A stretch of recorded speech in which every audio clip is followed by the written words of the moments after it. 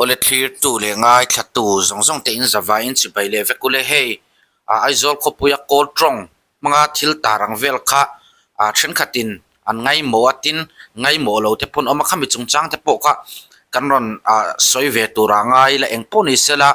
bom mangin in ti hlum ti in beng warna hi anin anron postat me hai kan muang hianin me ni riat sang ni som ni parukan share lokang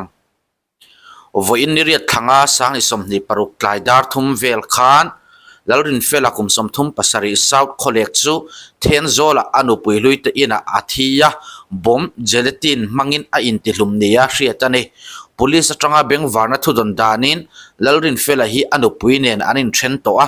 anu puite hi apasal nen then zola an chengani voin tlai khan lalrin fela hi anu puilui te ina hian kalin anu pui in bolhanin ina hian bom mapuaka lalrin fela hi athi mani in thata ngai ani lalrin fela nu puilui hian vanai thak takin hliam atur lawa an bungrua ero chia nual lalrin fela ruang hi then zol dam doi ina postmortem ania he thu zia la hian police station thil kalpui zel dan tura thuk na an la siam lo police lam chu mani in ti hlum ni nge ya an ngai arab thak khop maya bom manga hanin ti hlum top mai chu enge an nu pa in kara mang ti kha zona ve theyani ya site ele bi ang kha chu om mel lawa police te pon ne poni se pute te thu soi ro pui do hi kan ngai tha anga comments kan share le ang ton thea sarkar sum ni ka I lawa chumi tel lo jan hei chen hi ka lo om to ka lak thut na chan to hi om lo ka du am don lo ka du don lo ka I ru don lo ni chu ka sei nga mani tia chu te do chon team tha ka mo ni ilo te la ngai ni te min han ti der ve chu ta chon gunal than ho la ate se roi to ro pui ta ka ni amai ro chu atar thlengin au pat thlengin roi to ni ya then khat chon en zol to sen ti ngoi thlengin ani ya hian a chal lo ngai ta nge nge zoram thang po chu ti thol chu ni roi to ro pui ta ola po ti sa chief minister ni the dia bo zoram po he ti chen chief minister ni the mai ro chu kun pat thlengin ti hian CM ani president ani diesel du na khan ne ya an dot lemi to tu man chor an cher lawa chu ti chuan an chot alo ngai ta ti bozoro ma po an dot mi tu ite in cher lo in di hian ektika mo na chona pe ma chuan in mo phurna nei ne ka in ngai chu ti chaprong in soya next generation leadership adot le zelami tu huai tu cher hi ka mo phurna ka ngai min huwa ka tram khat ba ka thei po ka ring lo tak tak a chona ti kan lo thei ni bong nang ku ba tam to do na chu wang chuan tram khat thei top that tak atia chief minister that tak ne mizoram in sarkar tha thlen tira local le zel tu te ponan enton tu ei room na ten lo sarkar thiang lim dina mizoram mi puite ma son tir ve hi ka cha ka chu mi zo ka cha ber chu tram ka man zo chun ka huana fe ati ka huana lim takin ka fe thei to ngati chu mi thlen dik tir tum tu chuanin he main ka thei long tim tha kan mamo hilo tel ve ngai ni min tiam min soma min ne em mani kan benga mizoram siam that nai kan ton thea ole ti khanin pute te thu soi chu kan ngai thla zauta a thra a tin pu do hi tram khat lek CM turatan chuan mizomi puite hian kan la uin arin omboka ama ero ejon tram khat lek CM atum ni vete po in alangani comment si kan share lokang sangni somni pariata pudu oma hi kum somriat ani to mela a chol le chol lo kan lo thirang chu mingte ya mingmo yaral te hinarong comment sa sangni somni pariata da jong kum somriat ani ya mishing lamatang chon chak thaviau turpol ni se arin omlu tok to lawani CM ani le himo achan chu upa ve to do ne me MLF an nuai za somma atanga nuai zania ti pun chan le max MLF an zom lo chan hi amak hle mai health minister soidanin opposition te du dana GPC general purpose committee kal an ni hi soyala hle le ngaleng kima opposition pu hi sim mak a khune rosiam ngeta hauna rian ting hina ron comments le boka kan share je lang angai nom hle mai ani le tram khat CM hi adu to ko nga khuana fe ka ring lom ta le CM to zonga hosa bera achuk me ka achol thut kan ring ta social media hi chon mi pa te kan van tok zik to tak hey mei chia comment san om mang lo reng kan share zelang dal fak oma afaka mar hian Congress lamin Dr. Mala anvort chuan keima chuan a bukarit berri in kahria a party ang zongpo ni Loventin next election a hiam pudua hi CM candidate alani karing do boka party dang ain CM candidate tha aron chop chua si chuan a bukarit don hle don lo nge yin arin om kan dama sani soni pariat kan thleng chawani chuan alanga inom chho turanga yang CM candidate te hi mi pui hian kan tin zone na sa to mai sia adikop mai pudua chu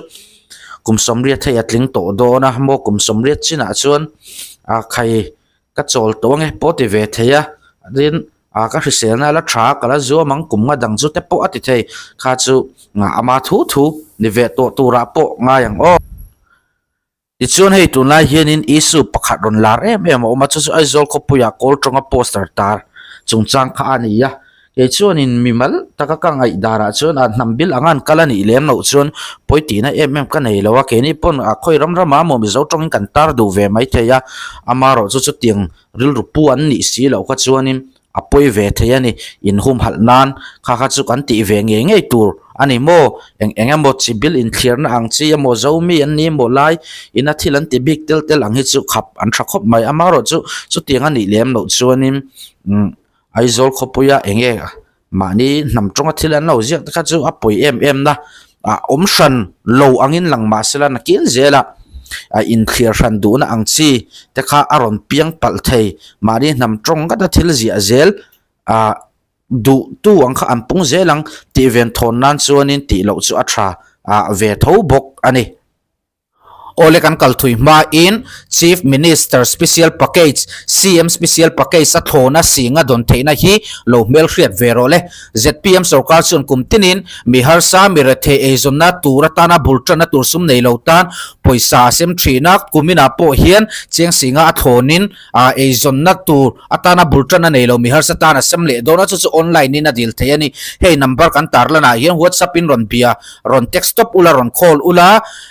document kan theta kan siang hian ID card malam thalak Aadhaar card bank passbook ration card le mani thalak ron thon turani ti chuanin online in kan lo boi pui don chawa number a hian ron bianga ZPM sarkar hnuaya mihar sa tampuina hi idil ve thei ani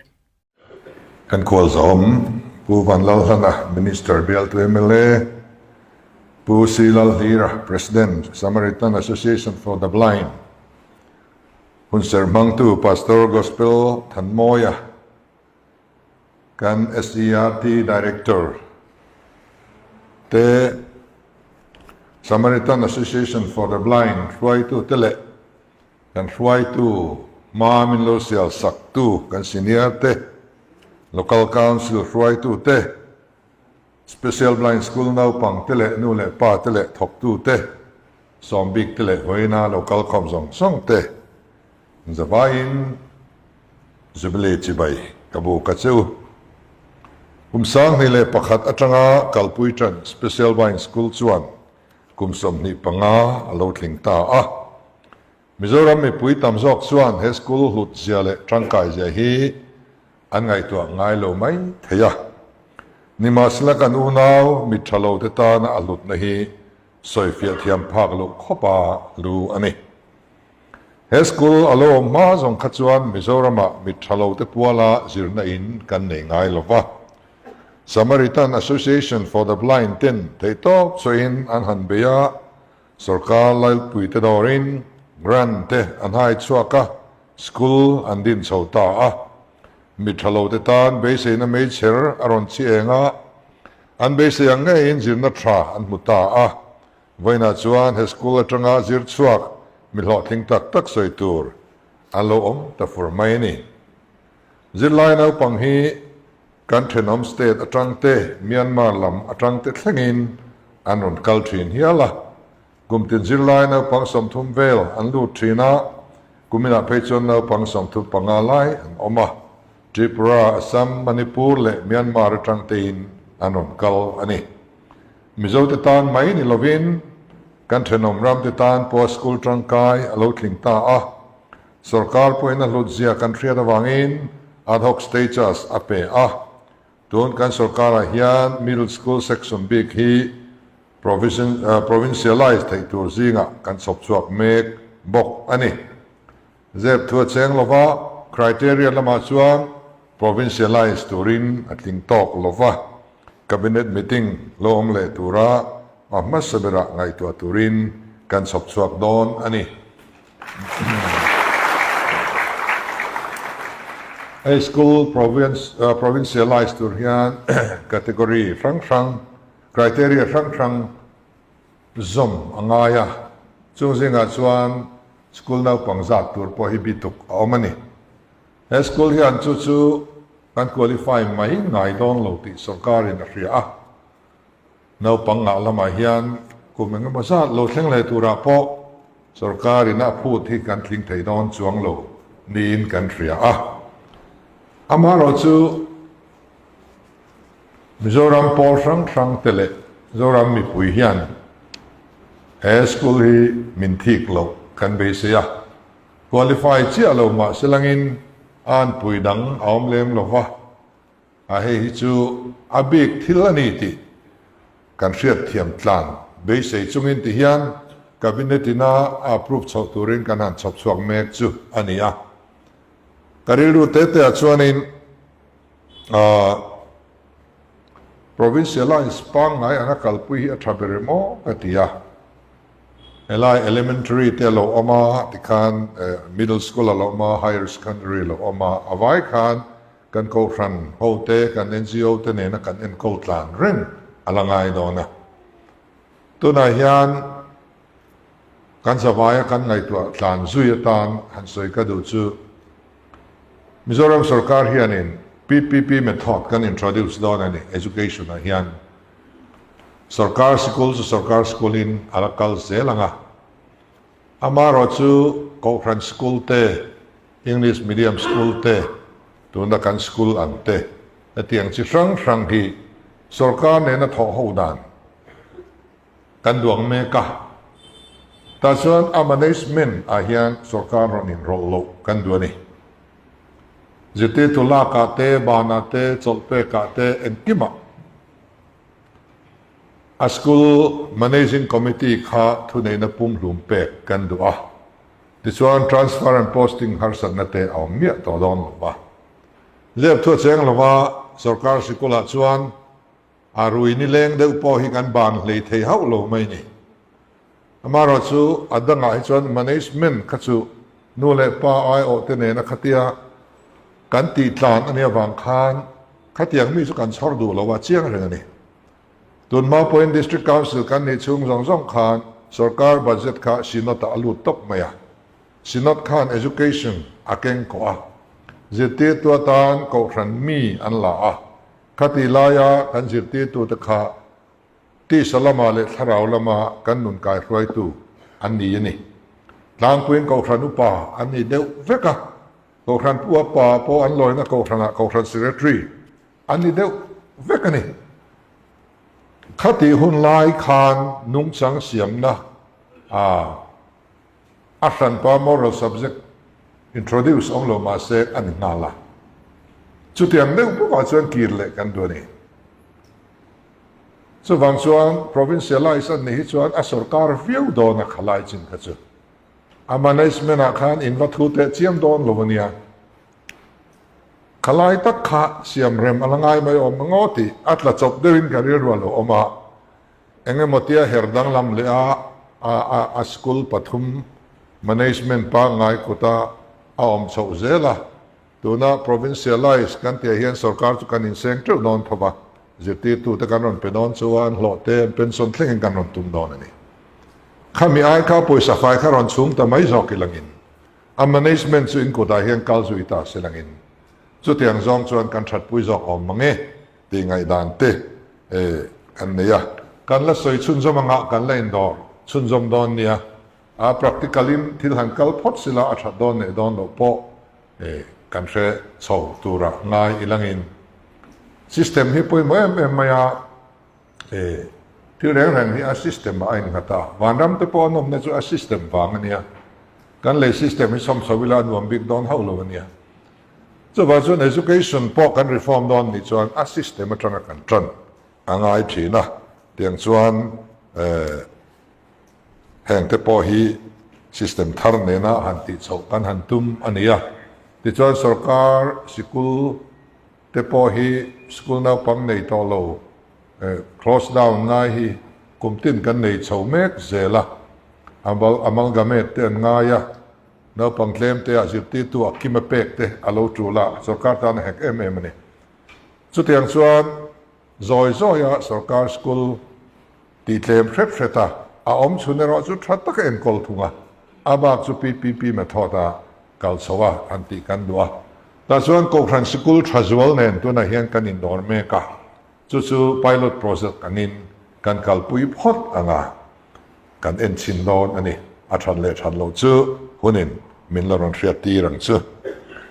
tu na hian hostel building pakhata mi pale meichia in la hom khom wangin girls hostel sangna tur khain ron di la chuan han holding scheme atangin nuai somnga roman fel ani to ani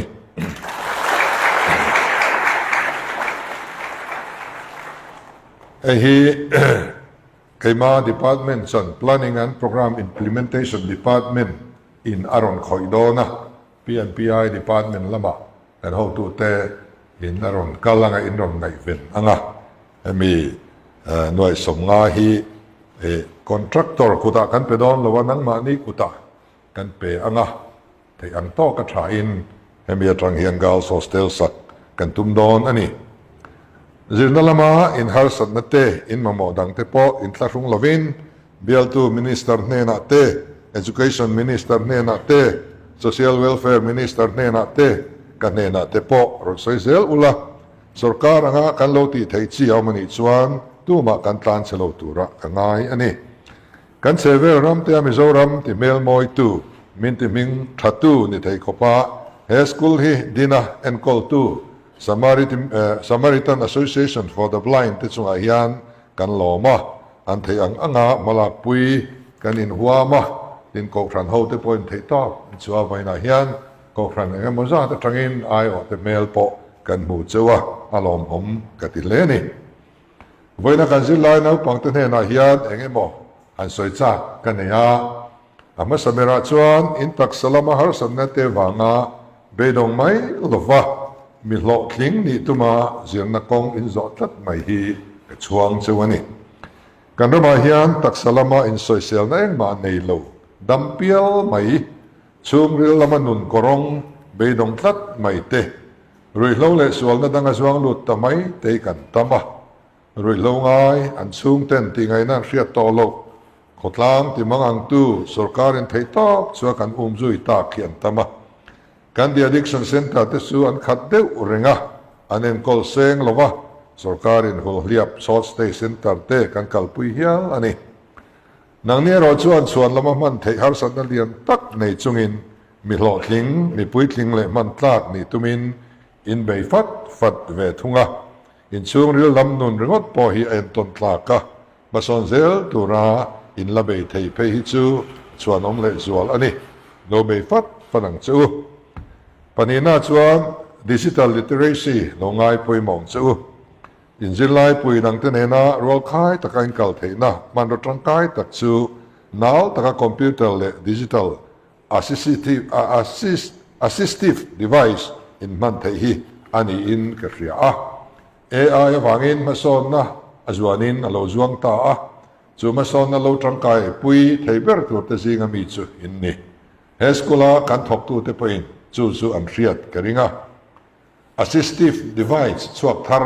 kan ta na tangkai tu chi te po ngai ben rangang u ei khowela hian digitization ma hwai tu hi ram te nau ho ania Singapore te Taiwan te Estonia te British te Israel te khatiang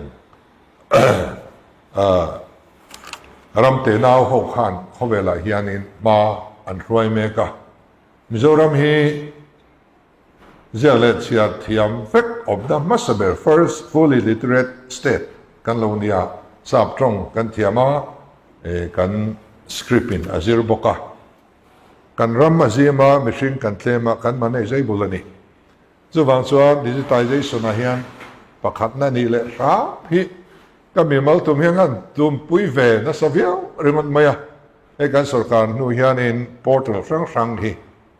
e-file mga atian kanan ti somthum borvel kan mang to azia om khom maya estonia te chuan in citizen tin ki za som ko pariat khian id nei vek to ni business registration ti turin minute ni a chuan zo vek thei to ni tiang chuan ya kan claim na te kan ram zim na te kan le khathiam na te hi mang tangkai ila hei kan wan nia india rama corrupt lower state ta puan kan nia ginger capital of india puan kan nia tin india rama tui thiang lim ber up nei a puan kan ni le a tin chu lo chu engen ni tu na ya khanin hei gulf war awangin thil man to man sang hi awma prime minister hovin man zan deu lok khan meeting kan ne ya nge na chief minister zong in da po chuan chief minister nang te chuan hoarding thil cheprel khang har san nan to na sajia thil man to chaklu tuk inflation awanga har san nan to te sarkar tranpui an ma mo zia te an sai khiat ti a ke chuan har san na mizoram kan nei very low kan nei chuan karang thrilang che ka ti maya india rama inflation niam na pa men han puang le a ha te hian pathian nung bia kan ni ti hi alan tirin ka ria alo mo me ma ti chuan tun na ya hianin khatiang zong khan aber ni na hi kan han chang chho zela digitization a po hian aber kan ni hi a har kring lo tlat ani tiang to chuanin ma kan na chawanga ka kha kan ji lai te kan cha du le chewani pathum na chuan enri ru hrisel na ngai poi mo le ro bible chuan thil dang zong ai aveng thaturam in cha chu kan thin lung hi ania nun na lo chuan na atiani in le khazir na aniemo ni tin in nun dan aniemo enri ru hrisel tak lo nei tlat ro in thin lung a hrisel chuan in laka minang te che zia emo an thu soya wangin in tlungai lovanga in ma har san na nia lang tam takha in tan rem chan na an lo ni zokan tun lai khowela chuan problem ti trong kam hi an mang du ngai to mang lova opportunity an ti to zok ani thin lung hrisel te tan chuan problem hi opportunity ani reng ani palina chuan leya hian ti pal thila pathian siam in ni lova midlama in har san na hi in than emo in siam emo anilo pathian in chan le wang ro pui tak nein adin zok chu ani ti hi ringam ang chu pathian in bible a chiang takin a soya heng hi tu ti nge ke ma ti ani ati kha in ma lo thin na chang to in u te soi tur tam tak in she in karing he school trangazir swak te singa po mani in som zo mai ni lo chung ko chom thei te po anom to ni tak salama har san na nei lo mitam tak te chunga an leng mek ani chung min te chuan nang ma niang bokin voina har san na in tong te hi an lo tuar ve to thina so na tam tak pal tlangin mi lo ting takan chuaka nang nei point in ve theyang ti hi karing tlat ani atobera chuan mit khomu lama har san na nei chunga khovel deng chuak khopa mi lo tling ni ta te chan chin an hri thin chawin karinga ke ai nin threnem zo kang mi zo te point la phua to ro pui pu lai thang pui ate pu siak pu suak lian ate kan theng hil thei to lowang rong bol na lama pu za dol ate kan threng to don nang ni po hi mi pa ngai so ka ngai te chunga lengin an ma in kal theya kan ram le kan ham ta nga chuan tham mi lo tling in ni thei nang ma niang boka mit khobu lama har san na tok ve te tan ba ruai tu tele zip ti tu in ni thei ani he school zir suak te hi mizoram ti ming thatu in ni meka khovel zau zo ka zo fa te ti ming thatu le ti moi tu in na nizel don ti hi chiang ani so wang chuan chel takin phur taksin malami panze lang u in kalzel na tu ra du sakna kala na chu kalo me